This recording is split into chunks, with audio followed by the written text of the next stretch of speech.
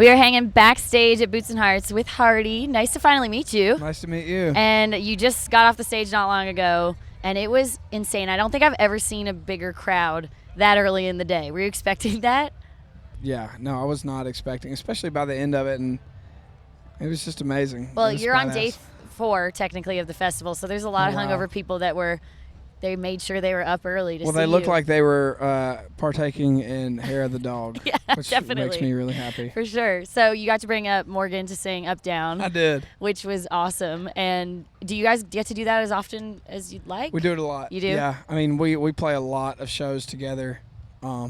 We've toured for 10 months together. Wow. Okay. Played almost every single you show. two are close. Yeah. I mean, we're like brothers. Yeah. He would say the same thing. I mean, we're really tight. But yeah, we do Up Down a lot together, and it's really fun. So I have to ask you, because we were talking about it earlier, that you are the reason why he has a pierced ear now.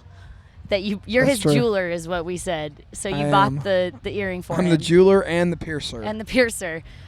How much drinking went into that incident? Not as much? Not that. Not much. Not that much. Okay. A little bit. But I honestly, after I did it, I had so much adrenaline that I felt like I had not drank a drop. Really? Like, I bet. Yeah. Blood was pumping. I've never done that, obviously. And I actually ended up, so I pierced his ear with a guitar string.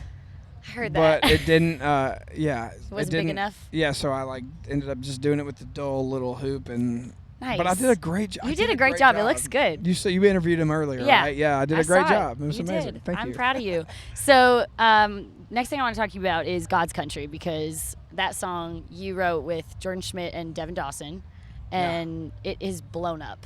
I mean... It's crazy. Did you think you'd ever have a song that Blake Shelton would cut? I moved to town wanting a Blake Shelton cut. I don't know. He's the dude. He's just the dude, and I've always wanted a Blake Shelton cut. And to be honest, I never would have thought it would have been that song. Really? It's funny that you try and try and try for years to aim at a guy, and then that day we just went in and wrote a country song and didn't have anybody in mind, and that's the one that he ended up. And he said he heard it and he had to cut it. Yeah. There was no He was exception. sitting on his tractor. Yeah. The story's amazing. That's really awesome. Cool. So cool. So Yeah. How did Rednecker happen? Because I feel like that songwriting session had to be a little different than most. It was. Do you want to know the story? I do want to know the story. You can tell me all the honest truth. Are you sure? Yeah. Okay. Okay. I'm excited. We were in Colorado. Okay. First thing, and Top thing. It was like 4 a.m. We had a substantial amount of herbal inspiration In Colorado, of course. in Colorado. Yep. Me and Andy Albert, who's a writer on it, and Jordan Schmidt, who's a writer on it, we're all just kind of sitting around, and we were just being funny and cracking jokes and just doing the thing. Rewind. We were on a writer's retreat in Colorado, so that's why we were all there. Andy Albert said something like, "Yeah, well, I'm rednecker than you," and we all laughed, and then we all kind of had this moment of like, How am I? Man, we need to write Yeah. a song. We need to write a song about that.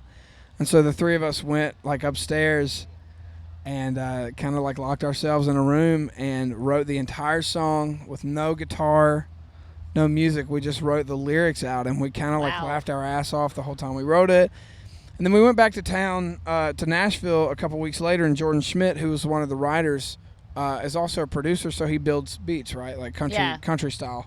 And so he started building this tough sounding rock and roll beat, and he gave me the mic and he just said, sing the lyrics and sing it how you think it would sound. And I just kind of freestyled the melody, and it just sort of became what it became. And That's pretty cool. I had a feeling it wasn't a normal way of No, writing it was a not song. at all. Not even close. It was very, very different, which was really cool, and I think it makes it that much more special. Yeah, absolutely. Well, it's one of my favorite ones of yours. Thank you so much. But all of your music, honestly, has been so good, and I'm sure a lot of people are waiting to hear more. Well, we've got some stuff coming very soon. Okay. I can't talk too much That's about okay. it, but it's going Just to be as long as we know. badass. All right, I love Promise. it. Hardy at Boots and Hearts.